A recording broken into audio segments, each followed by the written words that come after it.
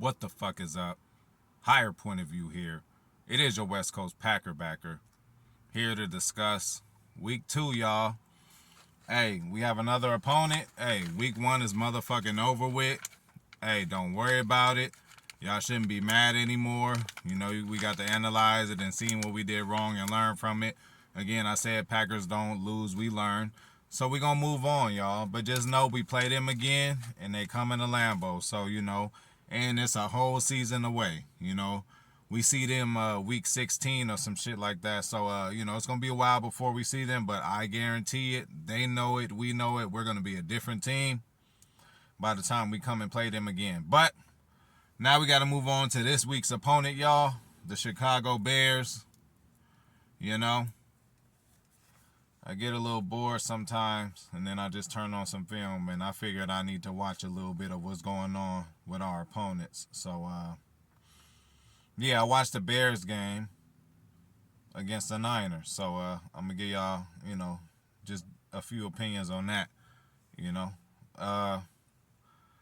First thing we got worry about, we going from one Justin to another Justin, Justin Jefferson to Justin Fields.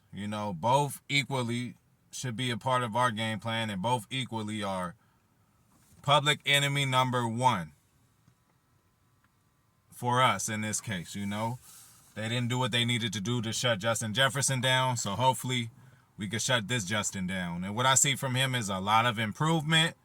He's feeling himself. You can't tell him he ain't the best, Again, and with this game, we got to take it with a grain of salt, the Niners and Bears game, because it was just an ugly game as far as weather. Water everywhere. Niggas was literally swimming.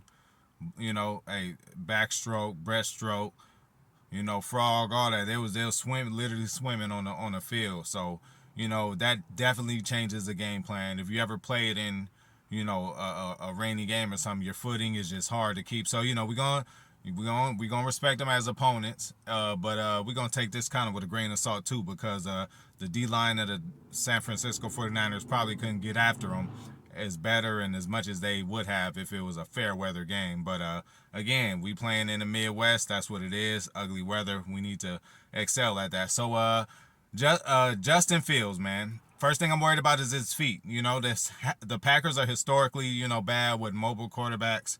It hasn't been the case over the past couple of years. We've done enough to beat the Russell Wilsons a few times, to beat the Kyler Murrays.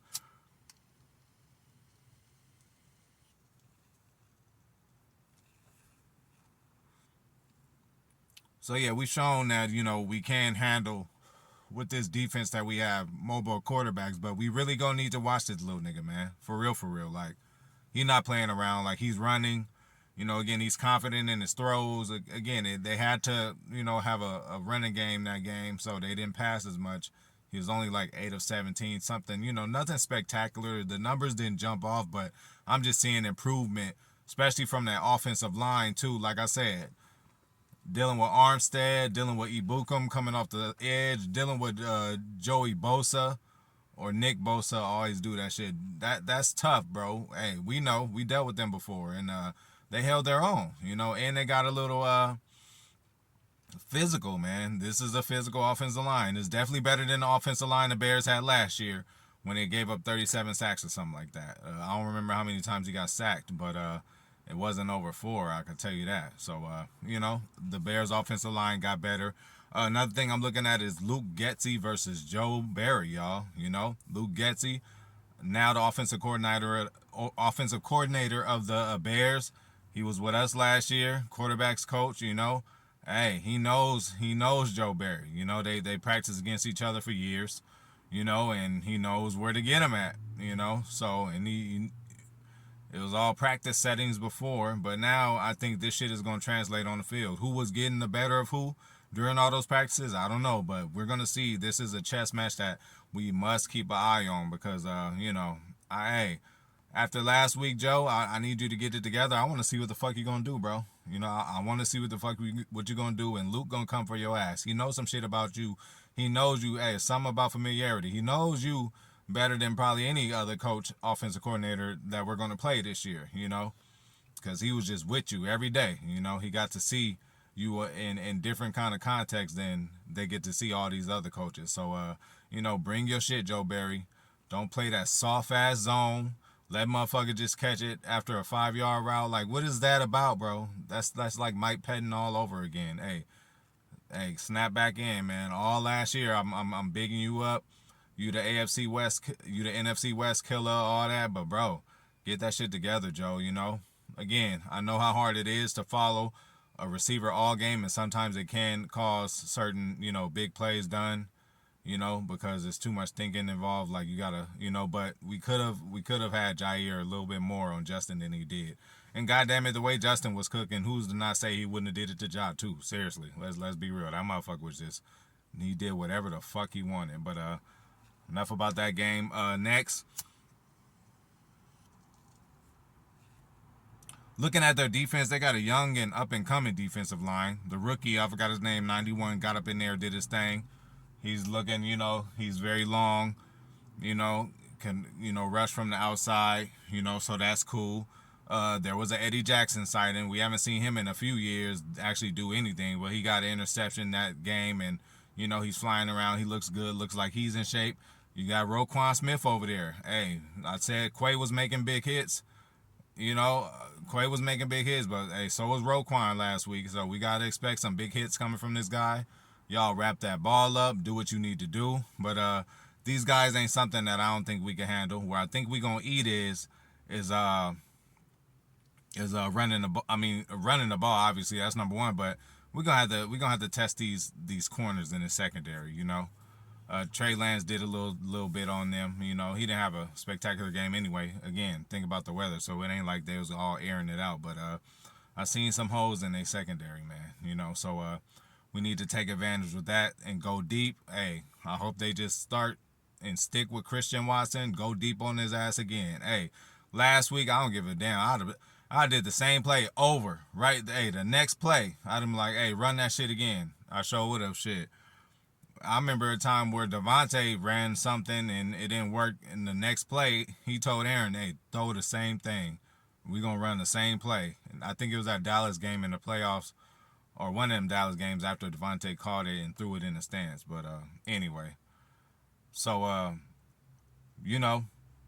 another thing is Pat O'Donnell. Hey, last week, 4 punts, 3 of them within the opponent's 20. Congratulations, good fucking job. That's all we need. Because, again, Justin Fields is liable to get out there and do a scramble play or two. Gain 15 to 20 to 30 yards, Hopefully we can contain that. Always have a spy on him, something of that nature. But, hey, if we have good field position like that, that'll even help us too. We can't be having him starting at the 40, starting at the, the 35, 25. If you put them within the 20, they got to conduct a longer drive. And, the more Fields is on the field, I think we can get him. He's good in flashes. He can use his athletic ability, but I don't see him conducting any 10 to 12 play drives against us. They're going to have good field position and, create a big play or two. So I don't see them making explosive plays on them. I am not worried about EQ, Pettis, or Pringle. Although, Justin trusts them. Hey, Justin trusts his receivers more than Aaron trusts ours. So, like, he's throwing them the ball. He's giving them a chance. He threw them all 50-50 balls. And EQ, Equinemius St. Brown, actually caught a touchdown. He did it with us, too. I ain't hating no EQ. And then that's another thing. We got 2 other detractors. Last week we had to deal with Sullivan and Zadarius Smith. Oh, it's the same deal this week. We got to deal with Lucas Patrick ass and motherfucking who else went over there? I just had him on my mind. Who's over there, y'all? Lucas Patrick. It'll come back to me.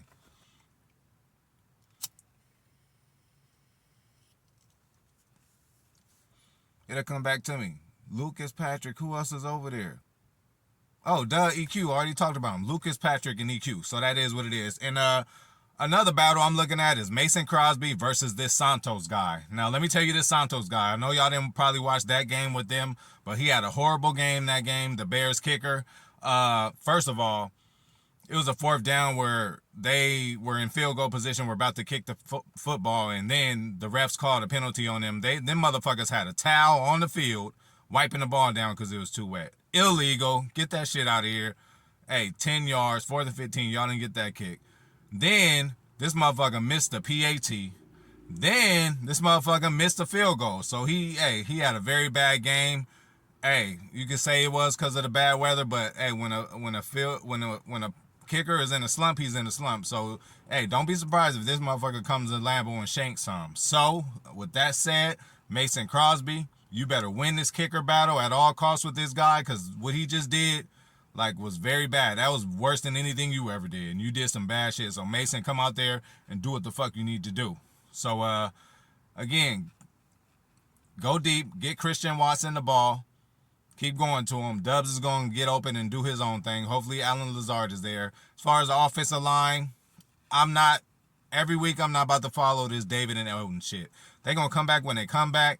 Until I hear it, then I'm going to, install them into this lineup. I'm not about to keep saying, well, if Elton is here, this is going to happen. And if David is here, this is going to happen. Right now, we're not dealing with them, nor are we dealing with a John Runyon Jr. So, hey, it's going to be another fucking, crazy offensive line lineup. I don't know what they're going to do, especially if Runyon is hurt. Obviously, you put Zach there, but, hey, this is a work in progress, you guys. Like, we are not said to have one of the best offensive lines, especially without them two. So like, we just gonna have to work with it.